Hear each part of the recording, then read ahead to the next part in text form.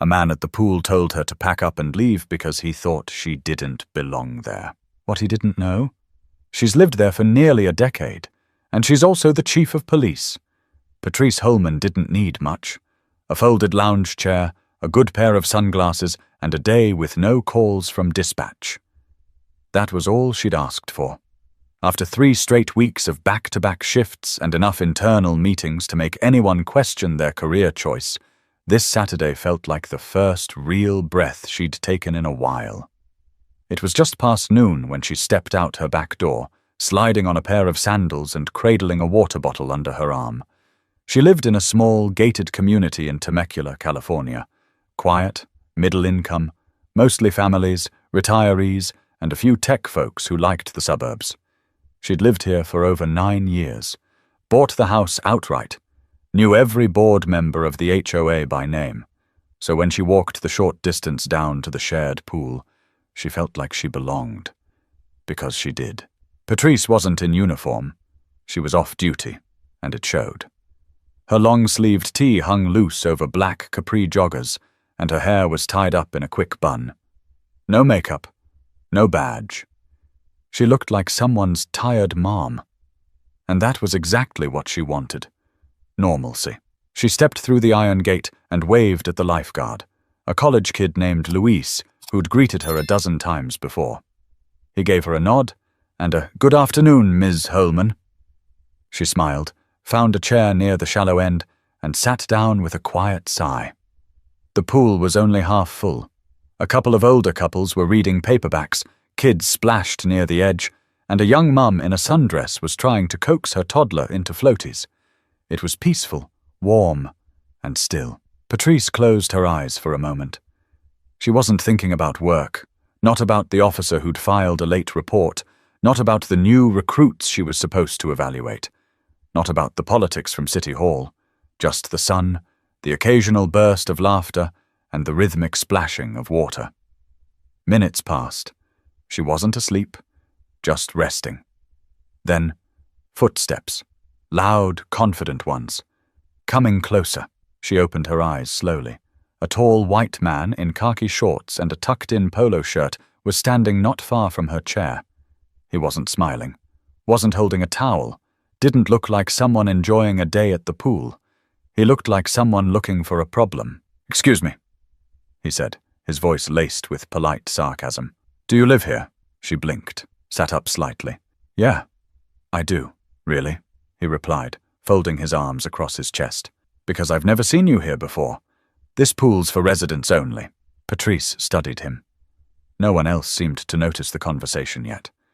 She looked him over, newly printed HOA pamphlet peeking out of his pocket, not a drop of sweat on him. Maybe this was his first summer here. "I live 3 houses down," she said calmly. "Been here almost a decade." He gave a short laugh, the kind that was less about humor and more about disbelief. "Right. And you just happened to wander in?" "No," she replied, still seated. "I used the gate like everyone else." The man's jaw tightened slightly. "You know, we've had some issues with people sneaking in from outside. You'd understand why I have to say something." Patrice tilted her head. "What's your name?" He hesitated for a beat. "Dennis. Dennis Whitlow. I just moved in last month, and I take the rules pretty seriously." She nodded slowly. "Well, Dennis, I live here. If you'd like to check the HOA directory, you'll find me listed.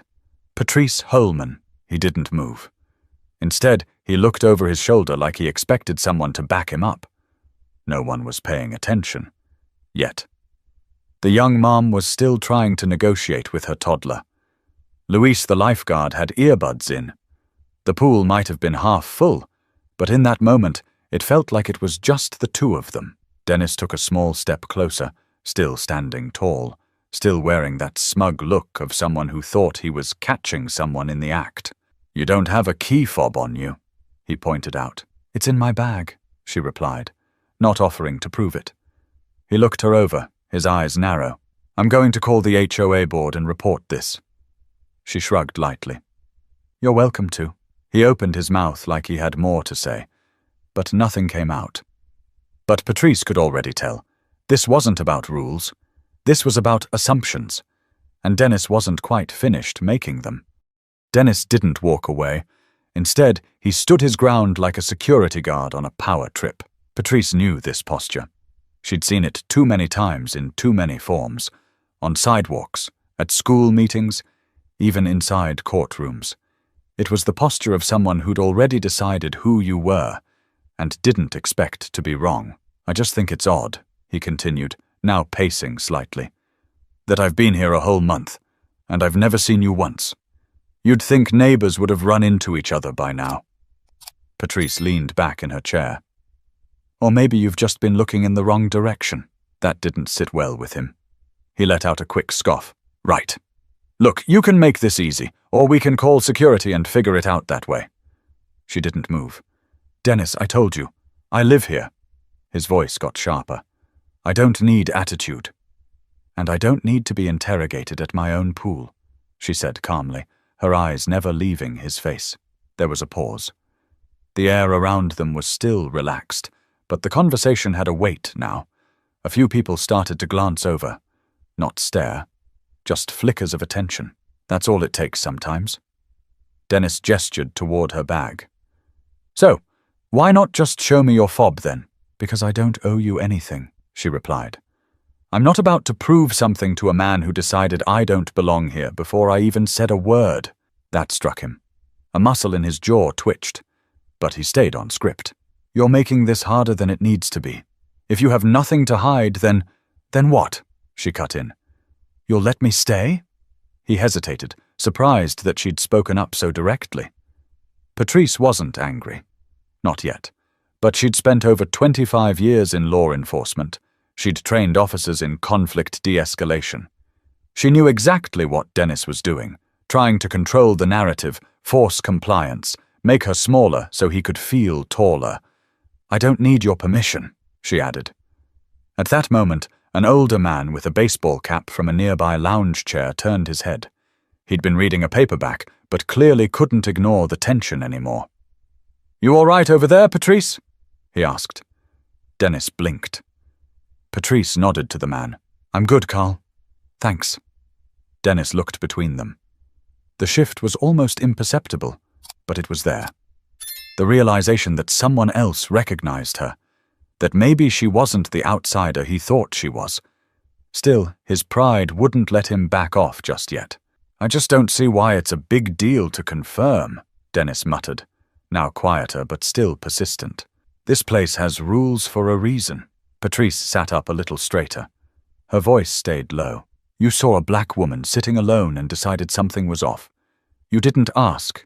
You accused. You didn't check facts. You made assumptions. And now you're doubling down because you're embarrassed. He opened his mouth, but nothing came out. Not right away. It's not about that. Then what is it about?